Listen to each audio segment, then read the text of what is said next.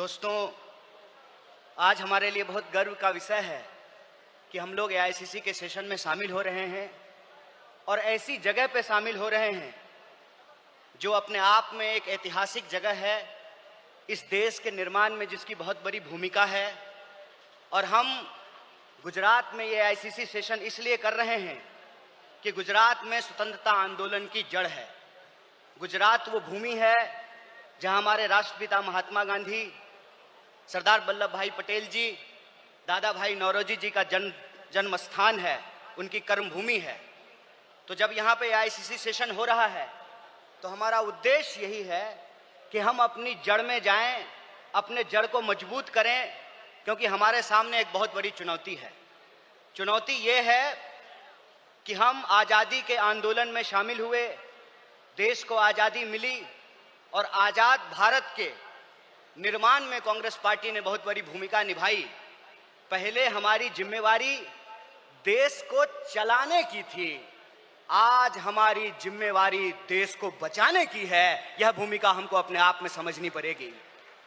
देश को चलाने की जिम्मेवारी ऐसे थी कि देश आजाद हुआ, देश का संविधान बना और उस संविधान के आधार पर भारतीय लोकतंत्र फलना फूलना शुरू किया। कुछ दशकों के बाद कुछ ऐसी शक्तियां आज सत्ता पर काबिज हुई है जिन्होंने आजादी के आंदोलन में हिस्सा नहीं लिया। इसीलिए मैं बार बार कहता हूं, देश को आजादी माफी मांगने से नहीं, देश को आजादी लाठी खाने से मिली है, जेलों में जाने से मिली है। यह जो आजादी मिली है, इस आजादी को जो लोग मानते नहीं हैं, कहते हैं ना, जिन्होंने अपना खून पसीना नहीं बनाया हो घर को बनाने में, उनको घर की बचाने की कोई जद्दोजहद नहीं होती है। घर को जब बिगड़ रहा हो तो उनको कोई तकलीफ नहीं होती है। जो संविधान को बनाए हैं वही संविधान को बचाना चाहते हैं, जो आजादी दिलाए हैं वही आजादी को बचाना चाहते हैं, जो देश को बनाए हैं उन्हीं को देश को बचाना पड़ेगा। बताइए, कांग्रेस पार्टी का एक एक कार्यकर्ता जो देश की आजादी पर गर्व करता है, देश के स्वतंत्रता आंदोलन पर गर्व करता है, उस आजादी को बचाने के लिए आप संघर्ष करेंगे कि नहीं करेंगे? अगर आप संघर्ष करेंगे तो ये लड़ाई बिल्कुल आमने सामने की लड़ाई है। ये लड़ाई है कि एक तरफ वो लोग हैं जो काली टोपी पहनते हैं, एक तरफ हम लोग हैं जो सफेद टोपी पहनते हैं। वो जो काली टोपी पहनने वाले लोग हैं वो काले कानून लेकर के आते हैं। हम सफेद टोपी पहनने वाले लोग जो हैं वो गरीबी का अंधियारा मिटा करके, बेकारी का अंधियारा मिटा करके हम रोजगार का अवसर लाना चाहते हैं। हम अन्याय को समाप्त करके सामाजिक, आर्थिक और राजनीतिक न्याय लेकर के आना चाहते हैं। इसीलिए आज जब मैं आपके बीच में बोल रहा हूं तो सबसे पहले जो ड्राफ्ट है रेजोल्यूशन की, मैं उसके समर्थन में बोल रहा हूं। और यह जो न्याय पथ है जिसको लेकर के हमारा संकल्प है कि इस न्याय पथ पर हम चलेंगे, और न्याय पथ पर चलने का मतलब यह है कि देश में कहीं भी अन्याय होगा, चाहे वो अन्याय दलितों के खिलाफ हो, चाहे वो अन्याय गरीबों के खिलाफ हो, चाहे वो अन्याय पिछड़ों के खिलाफ हो, चाहे वो अन्याय आदिवासियों के खिलाफ हो, महिलाओं के खिलाफ हो, किसानों के खिलाफ हो, मजदूरों के खिलाफ हो, किसी भी भारतीय के खिलाफ अगर कोई अन्याय होगा तो उस काली टोपी वाले अन्याय के खिलाफ हम सफेद टी शर्ट पहन करके राहुल गांधी जी के बताए रास्ते पर चलेंगे। हम न्याय का योद्धा बनेंगे और न्याय का जो हमारी पहचान है, न्याय का जो हमारा ये सिंबल है, उसी से हम इस देश को बचा सकते हैं। और देश को बचाने की जो मुहिम है, इस संबंध में मैं आपको बता दूं कि आज एनएसयूआई का स्थापना दिवस है, फाउंडेशन डे है। स्टूडेंट और यूथ की एक बहुत बड़ी भूमिका है। स्टूडेंट और यूथ अलग अलग तरीके से इस देश में अपने हक और अधिकार को लेकर के संघर्ष कर रहे हैं। यह जो लड़ने वाले लोग हैं, जो न्याय के लिए लड़ रहे हैं, वो असल में कांग्रेसी हैं। और जो विचारधारा से कांग्रेसी हैं उनको हमको साथ लेकर के आना पड़ेगा।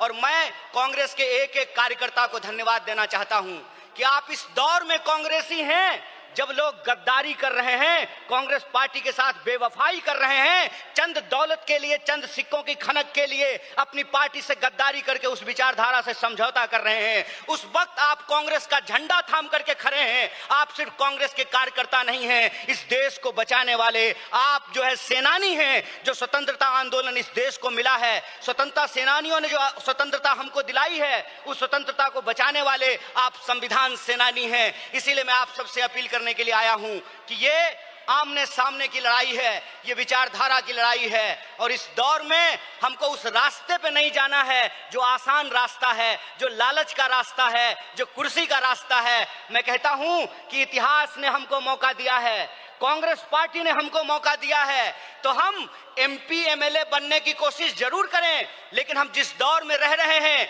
ये वो दौर है कि हमारे सामने एमपी एमएलए बनने के अलावे गांधी बनने का अवसर है, भगत सिंह बनने का अवसर है, सरदार वल्लभ भाई पटेल बनने का अवसर है, सुभाष चंद्र बोस बनने का अवसर है, एनी बेसेंट बनने का अवसर है, अंबेडकर बनने का अवसर है। इसीलिए मैं अपने कांग्रेस पार्टी के एक एक कार्यकर्ताओं को एआईसीसी के इस मंच से कहना चाहता हूं कि यह जो रेजोल्यूशन है, यह रेजोल्यूशन कागज पे लिखे हुए कोई शब्द नहीं है, यह संकल्प है। और उस संकल्प पे हम समर्पण के साथ चलेंगे, संघर्ष करेंगे, और संघर्ष करेंगे तो इस विपरीत परिस्थिति में हमारी जीत सुनिश्चित है। मैं देखता हूं कि कई बार कांग्रेस के कई कार्यकर्ता निराश हो जाते हैं, तो मैं उनको कहता हूं कि यह वक्त निराश होने का वक्त नहीं है, यह अपनी काबिलियत साबित करने का वक्त है, यह अपनी विचारधारा को साबित करने का वक्त है। और जावेद अख्तर ने बखूबी इस बात को लिखा है कि इस मुल्क में दो आवाजें हैं, इस मुल्क में दो आवाजें हैं। इस मुल्क में एक वो आवाज है जो दंगा कराना चाहता है, खून खराबा करना चाहता है,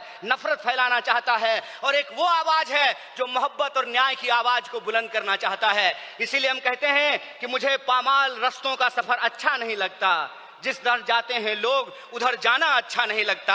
आप कांग्रेस पार्टी के ईमानदार कार्यकर्ता हैं, आपके कंधे पर देश को बचाने की जिम्मेवारी है, आपके कंधे पर संविधान को बचाने की जिम्मेवारी है। और हमको पूरा भरोसा है कि आईसीसी सेशन के माध्यम से पूरे देश में यह संदेशा जाएगा और कांग्रेस पार्टी का एक एक कार्यकर्ता मजबूत होकर के अपनी काबिलियत को साबित करेगा।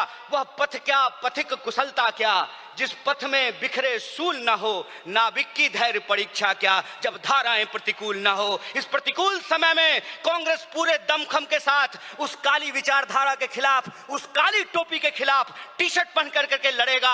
और यह टी शर्ट का जो सिंबल है वो न्याय का सिंबल है। उस अन्याय के खिलाफ हमको इस न्याय की आवाज को बुलंद करना है। मुझे पूरा भरोसा है कि आईसीसी सेशन से निकल करके हम अपने जिलों में जाएंगे, अपने बूथों पर जाएंगे, और समाज में, देश में जहां कहीं भी अन्याय होगा, हम कांग्रेस पार्टी बन करके, कांग्रेस का कार्यकर्ता बन करके, गांधी का सिपाही बन करके गोडसेवादी विचारधारा को परास्त करने का काम करेंगे। बहुत बहुत शुक्रिया, बहुत बहुत धन्यवाद। इनकलाब जिंदाबाद, जय हिंद, जय कांग्रेस। एक बार जोर से आवाज बुलंद कीजिए। यह आवाज साबरमती आश्रम से दिल्ली के तख्त तक पहुंचनी चाहिए। जय हिंद, जय हिंद, जय कांग्रेस।